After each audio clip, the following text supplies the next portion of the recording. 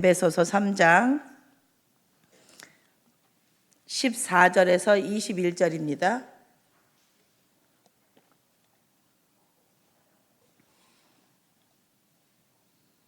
화면에 또 나와 있으니까 우리 교독하도록 하겠습니다. 제가 먼저 봉독합니다.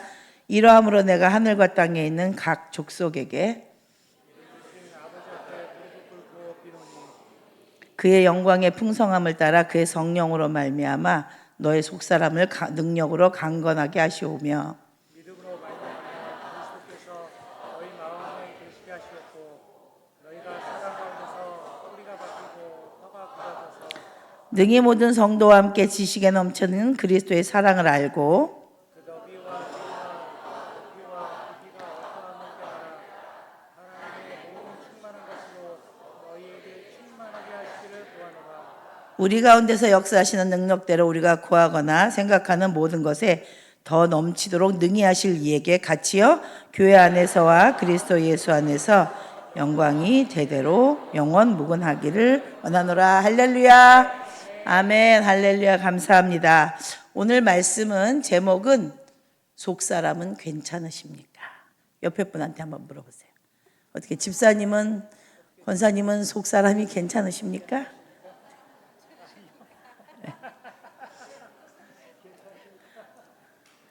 괜찮으신가 봐요. 다들 웃으시는 거 보니까. 네.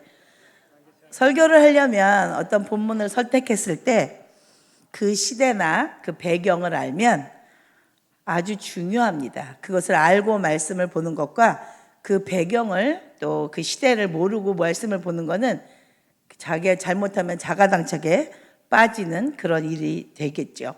오늘은 에베소서를 제가 볼 건데요. 사도 바울이 에베소 교인들에게 가르쳐준 기도가 있습니다.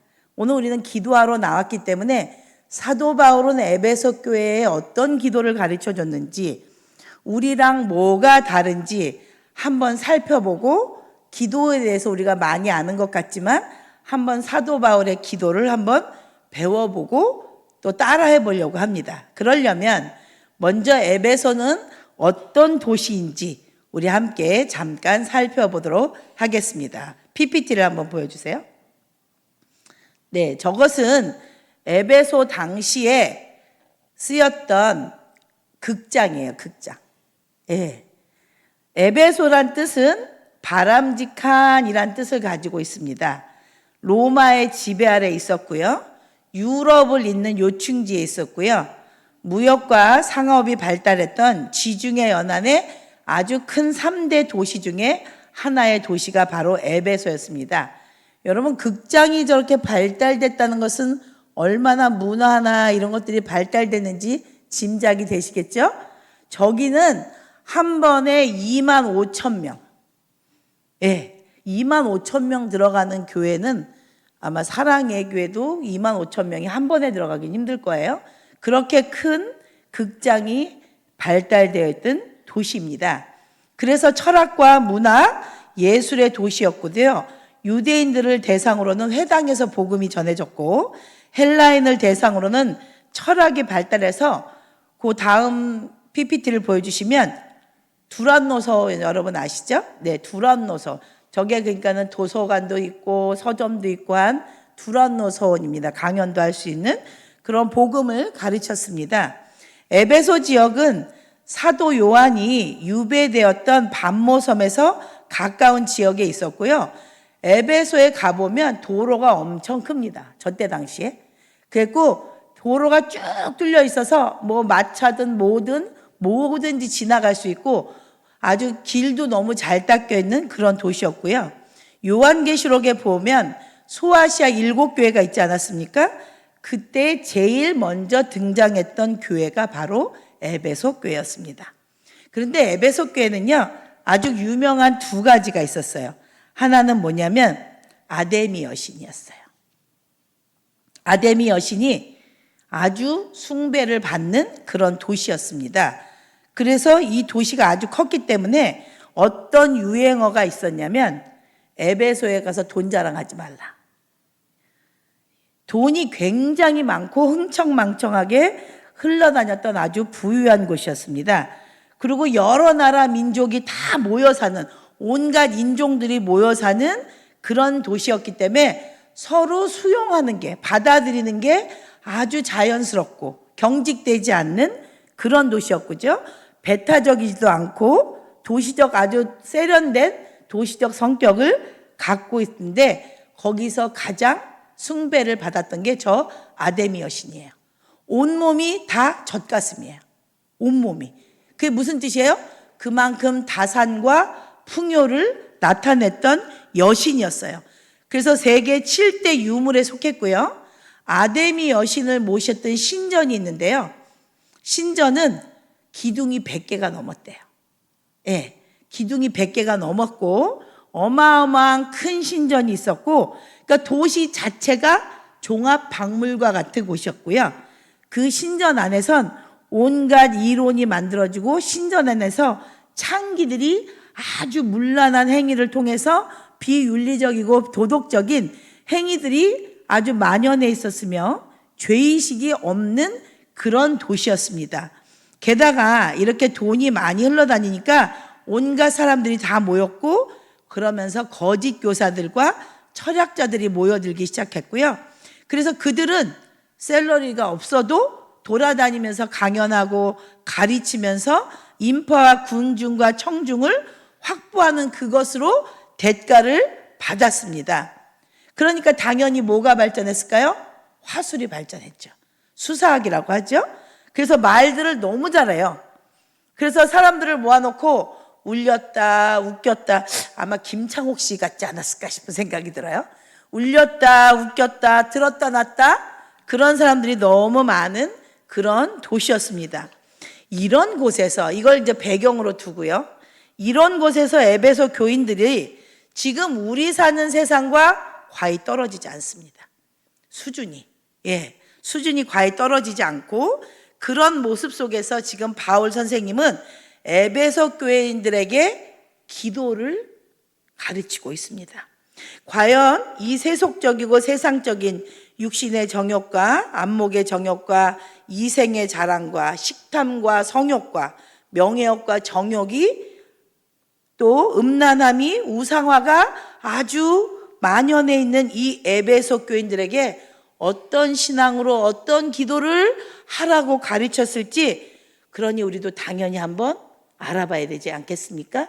우리가 드리는 기도와 뭐가 다른지. 그래서 바울 선생님이 무엇을 어떻게 가르쳤는지 한번 같이 보도록 하겠습니다. 근데 바울 선생님이 지금 오늘 우리는 3장을 읽었지만 1장, 2장에 앞에 뭐라고 기도를 하셨었냐면요, 하나님 지혜와 계시의 영을 부어주사 아버지를 알게 해달라고 기도했었거든요. 그런데 오늘 3장에서 다시 또 기도를 하시고 계십니다. 바울은 알다시피 말이 좀 어눌했습니다. 그렇게 설교가 유창하지도 않았어요. 그래서 바울은 늘 글을 썼어요. 글은 아주 설득력이 있고 잘 썼습니다. 그래서 근데 그는 어떤 사람이었냐? 기도의 사람이었습니다.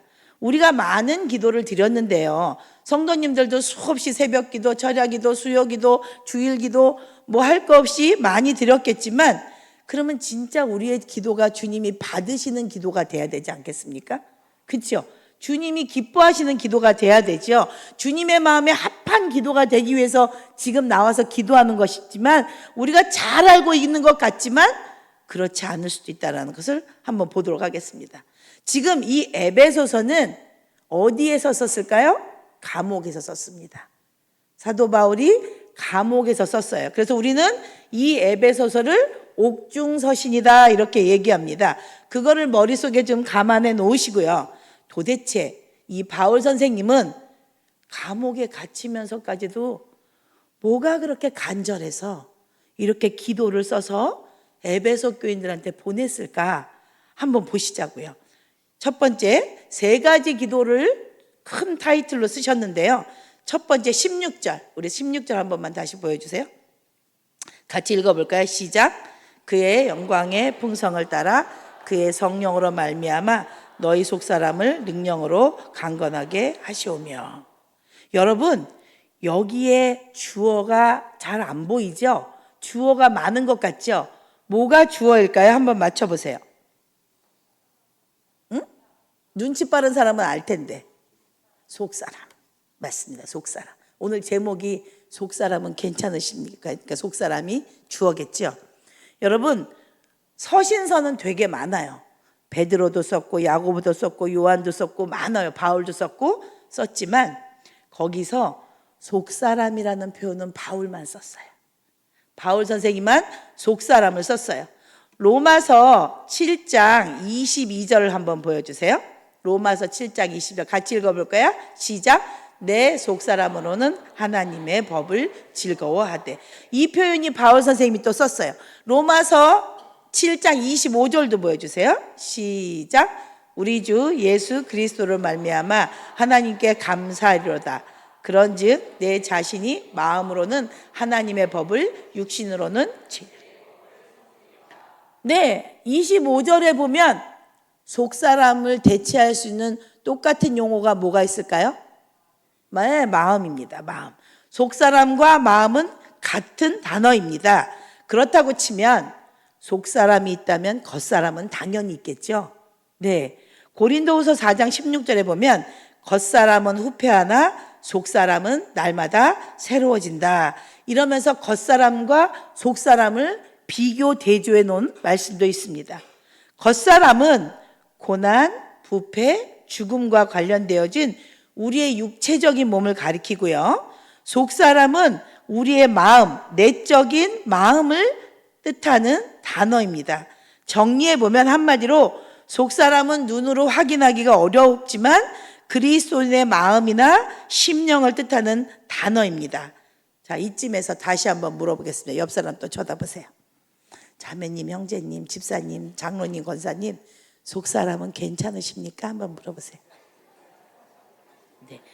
네, 아직까지 괜찮은 것 같아요. 너무 눈을 똑바로 쳐다보지 마세요. 두렵습니다. 네.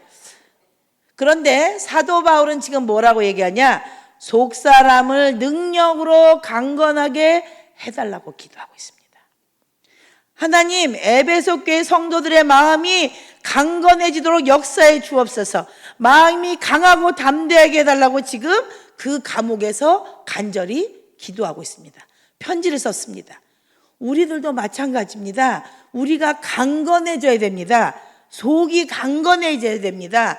사실은 목회자들을 위해서 기도할 때 목회자들이 속이 강건한 사람이 되도록 기도해 주셔야 됩니다. 왜 그럴까요? 왜 강해져야 된다고 말할까요? 여러분, 마음이 약하면 세상의 마음을 금세 뺏겨요. 여기서 아무리 막 충만하고 가도 금세 마음이 세상으로 가버려요. 그리고 금세 자기 욕심대로, 자기 뜻대로, 자기 정욕대로, 자기 하고 싶은 대로, 자기 승질대로 그렇게 살아요. 그리고 우유부단해져요.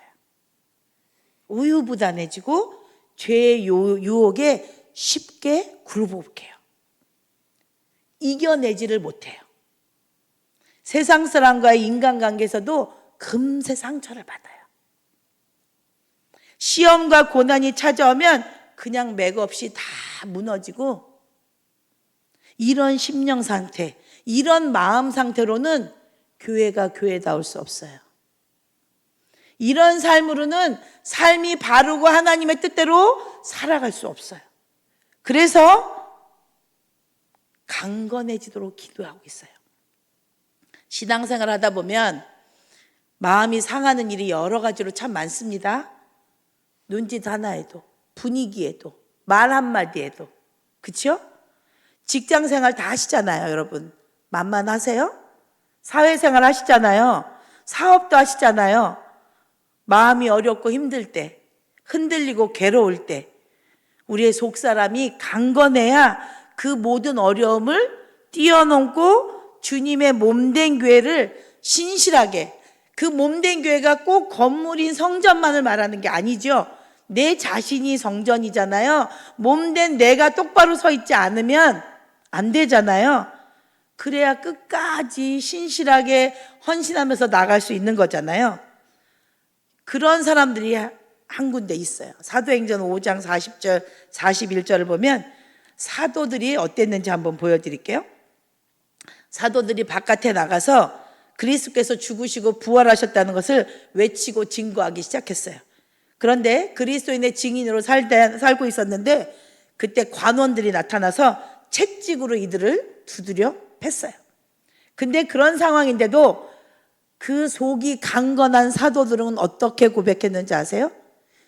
내가 뭐라고 예수님의 이름을 위해서 능욕을 받네? 이 능욕받는 일을 합당하게 여기면서 아주 기뻐했다고 나와 있어요. 내가 주를 증거하다가 이런 핍박을 받다니 그거를 되려 기뻐했다고 말하고 있어요. 두려움이 없는 그 강건한 담대한 그들의 속사람인 것을 보여주고 계십니다. 그들은 그래서 그리스도 예수의 부활을 계속 증거하고 있습니다. 여러분, 이게 바로 속사람이 강건한 사람한테 나타나는 열매이고 현상입니다. 여러분, 마음이 약하면 누가 와서 몇 번만 흔들어도 나 안 해. 나 이제 교회를 안 해. 나 이제 조용히 교회만 다닐 거야. 예배만 드릴 거야. 안 해. 이렇게 흔들려요.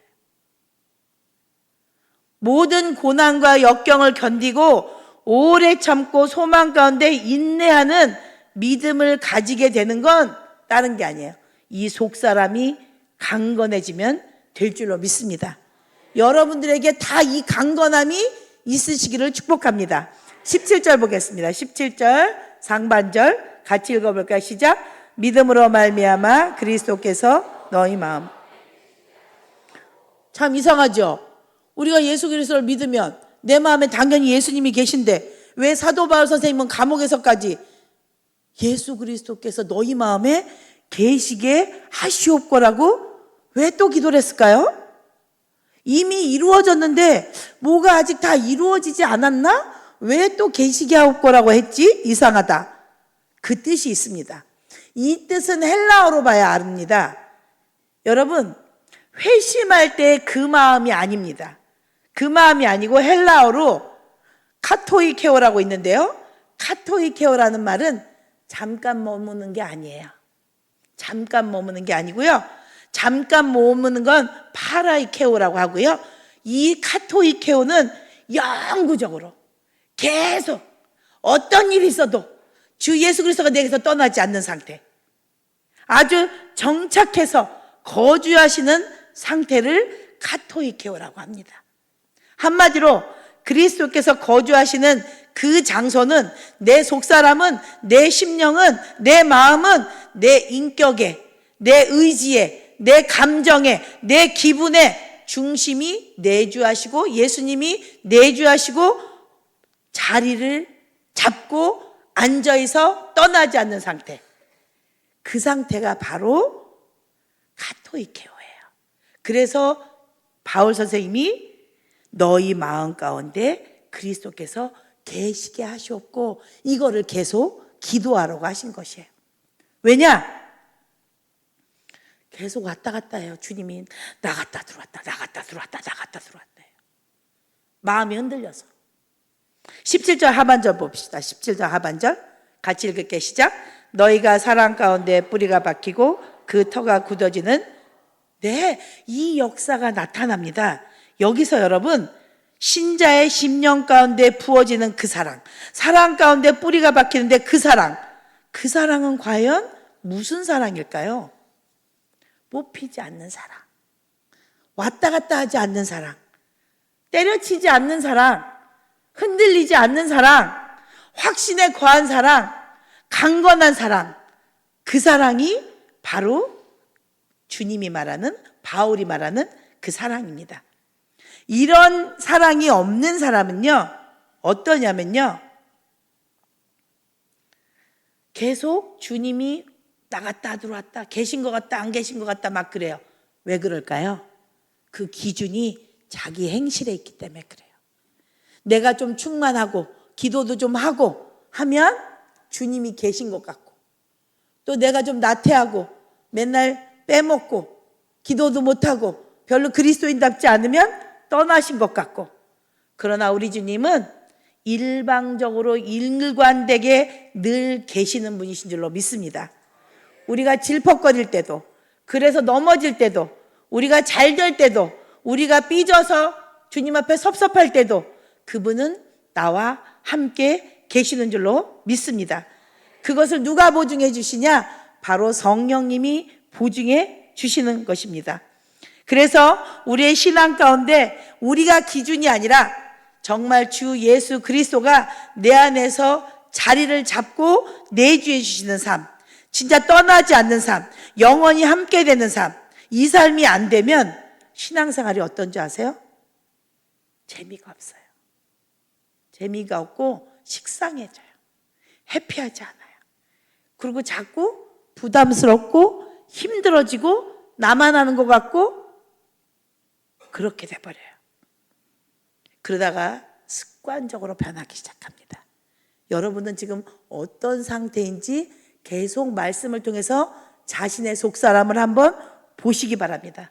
분명한 것은 여기서 빠져나와야 됩니다. 안 그러면 그게 큰 추가 돼서 나를 완전히 누르고 속에서 소리 하나 나오지 못하게, 기도 소리 한번 낼 수가 없어요. 계속 기도 시간만 되면 엎드리고 고개가 떨궈지고 잠이 오고 소리가 나지 않습니다. 여러분은 지금 어떤 상태에 계신지 보셔야 됩니다. 그리고 이게 지속되고 그 사랑이 뿌리가 내지 않는 사람은요, 어떤 증상이 나오는지 아세요? 대체물을 찾습니다.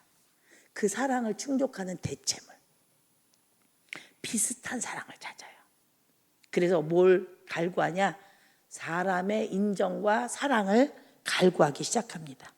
어떤 형태로든 그것을 늘 갈구해요. 대체시키죠. 그래서 끼리끼리 모이기 시작합니다. 자기 편이 되어주는 사람하고만 만납니다. 그 공허한 마음을 채울 길이 없거든요. 그래서 자기의 그 인정과 사랑의 욕구가 오지 않고 힘들어지면, 약화되면 교회를 떠나기도 합니다. 하나님의 사랑이 우리 심령 가운데 뿌리 내리려면 어떻게 해야 될까요? 사람의 인정과 사랑을 갈구하지 않고 하나님의 사랑을 갈구해야 될 줄로 믿습니다. 시간이 점점 흐르면 흐를수록 더 사랑받고 싶어지고 더 갈급해집니다. 만족감이 없게 돼요. 마태복음 7장에 보면 두 집이 나오죠. 한 집은 반석 위에 짓고 한 집은 모래 위에 짓습니다. 이 이야기는 집 짓는 게 문제가 아니에요. 집을 어디에 짓느냐가 문제입니다. 양자 판가름이 나는 건 언제 나요? 바람이 불고 창수가 날 때 일어납니다. 영원하신 반석이신 그리스도의 집이 지어지지 않으면 금세 무너지고 맙니다. 일만 생기면 흔들리고 낙심하고 코가 석자로 빠지고, 조금만 응답이 되면 또 하늘을 날 것처럼 난리가 나죠. 왜 웃으세요? 하나님의 사랑이 계속 왔다 갔다 딱지 뒤집듯이 의심되고 흔들립니다. 하나님을 사랑한다고 말은 하지만 하나님으로부터 사랑을 받고 있는 확신이 없어요. 은근히 하나님이 나를 사랑하시지 않는 것 같은 그런 성도들이 꽤 많습니다.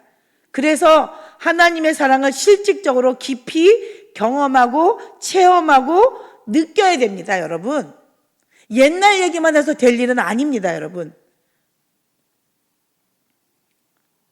지금 우리가 사순절을 보내고 있는데요, 매일매일 십자가를 만나지 않으면 이 상태가 유지되지 않습니다. 금세 무력해지고, 금세 쫄고, 금세 눈치 보고, 금세 눌립니다. 그리고 삶이 무서워지고 불안해지고 염려가 되고 걱정이 됩니다. 그럴 때 우리는 주님께로 나와야 됩니다. 그리고 바울 선생님처럼 주님께로 나와서 내가 이 상태라고, 내가 지금 이 상태라고 주님의 십자가 앞으로 이것을 가지고 가야 될 줄로 믿습니다. 그러면 성령의 임재가 임할 것이고 주님의 능력만 뽑았던 내가 더 이상 주님의 능력으로만 막 덮어달라는 것이 아니라 내 속을 온전히 주님 앞에 조명받아서 비춤받아서 어디가 어떻게 상했는지 어디가 어떻게 시커매졌는지 정확하게 볼 수 있는 눈이 됩니다. 초신자일 때는 주님이 덮어주시죠. 그러나 초신자가 아니면 주님이 그때부터 포장지를 벗기기 시작합니다. 그걸 우리는 고난이라고도 하죠. 우리 성수교회 가족 여러분, 매일매일 십자가로 가시기 바랍니다. 십자가는 부활절 때 만나는 것이 아닙니다. 내 마음에 조금이라도 내 마음을 강건하지 못하게 하고 하나님의 사랑에서 떨어진 것 같이 생각이 들게 하고 뭔가 자꾸 내 모습 마음에 들지 않고 내가 뭔가 하나님부터 미끄러진 것 같은 마음이 들 때, 뭔가 자꾸 눌릴 때, 뭔가 마음이 자꾸 쫓길 때, 두려울 때, 불안할 때, 그때는 사인입니다. 내게로 오라는 사인입니다. 그것을 무시하지 않으시기 바랍니다. 18절 읽겠습니다. 18절 시작. 능히 모든 성도와 함께 지식에 넘치는 그리스도의 사랑을 한. 제가 좋아하는 영화 배우가 한 명 있어요. 남자예요. 공유라고. 제가 공유를 참 좋아합니다. 엄청 좋아합니다. 제가 그분의 키, 나이, 고향, 출연작, 경력 제가 다 알아요. 근데 문제는 그분이 저를 몰라요. 저만 알아요. 이게 아는 거예요? 이거는 그냥 정보를 아는 거죠, 여러분. 이걸 알미라고 얘기하지 않습니다. 오늘 말씀에서 알은 체험하는 삶입니다. 같이 밥 먹고 교제하고 만나서 수다 떨고 목욕도 가보고 여행도 가보고 그 집에도 놀러 가보고 애들은 어떤지 다 얘기 듣고 같이 기도해주고 이게 아는 거예요. 몇십 년 교회를 같이 다니셨잖아요. 여기 진짜 오래되셨잖아요. 근데 이번에 셀을 바꿨는데요. 그렇게 수십 년이 있는데 밥 한 번 먹어본 적이 없대요. 진짜. 같은 교회에는 있었지만 그런 알미 없었던 거죠. 근데 우리가 같이 바자회도 준비해보고 전도도 해보고 셀도 해보고 여행도 가보고 이러면서 우리가 알게 되는 거죠. 사도 바울이 지금 얘기하는 게 바로 그런 거예요. 여러분은 진짜 하나님을 아냐고요. 옛날 고리짝 때 것만 얘기하고 있는 건 아니냐고요. 어제는 만나셨냐고요. 오늘은 또 만나셨냐고요. 오늘은 이 하나님을 또 발견했냐고요. 안 그러면 그 문제 있습니다. 전에 경험한 거 말고 오늘 주님을 또 만나게 해달라고, 오늘 주님을 또 알게 해달라고 그렇게 기도해 되셔야 될 줄로 믿습니다. 마지막 19절 같이 읽겠습니다. 19절 시작. 그 너비와 깊이와 깨달아 하나님의 모든 충만하신 것으로 너희에게 충만함. 네, 여기 너비와 길이와 높이와 깊이, 이 해석은 주석을 찾아보거나 뭐 인터넷을 좀 찾아봐도 여러 가지로 해석하시는 분들이 많아요. 근데 저는 아무리 앞을 읽고 뒤를 읽고 쭉 읽어봐도 이것은 결국 십자가인 것 같아요. 십자가를 말하는 것 같아요. 왜 그럴까요? 넓이부터 볼게요.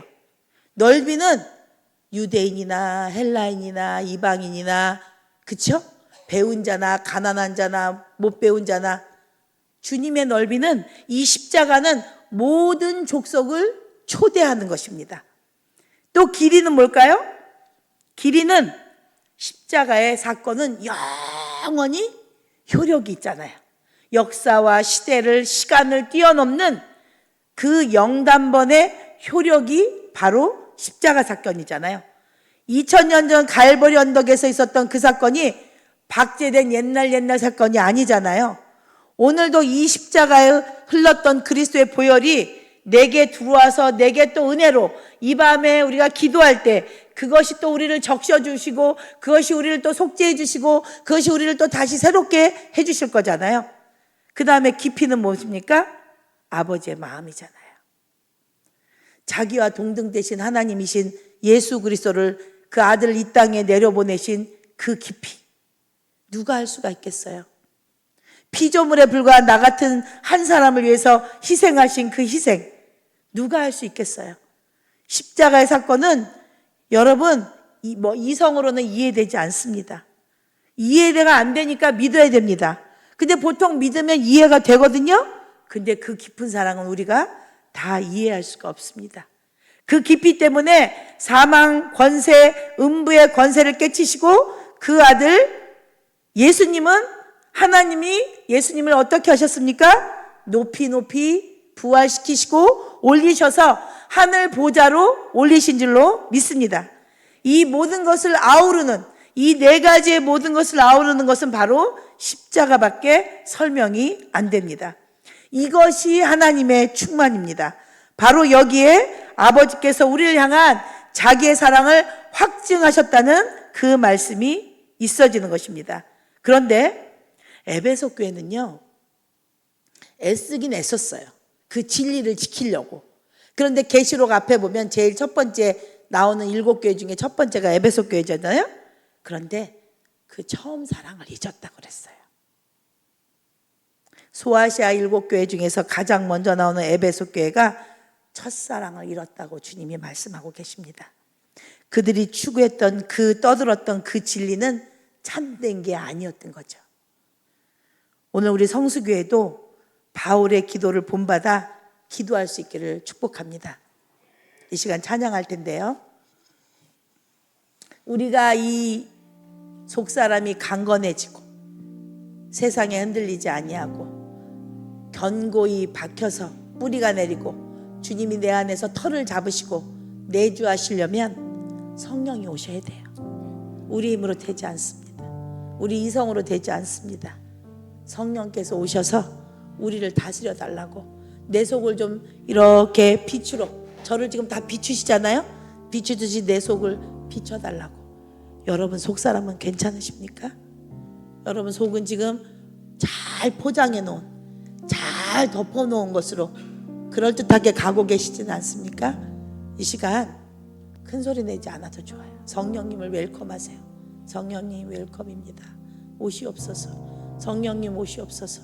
내 속을 좀 환하게 좀 비춰줘 보세요. 어디가 어떻게 멍들었는지, 어디가 어떻게 상해 있는지, 어디가 다리가 끊겨져 있는지, 어디가 불타서 시커멓게 됐는지 좀 보여달라고 함께 찬양하면서 주님을 초청하도록 하겠습니다.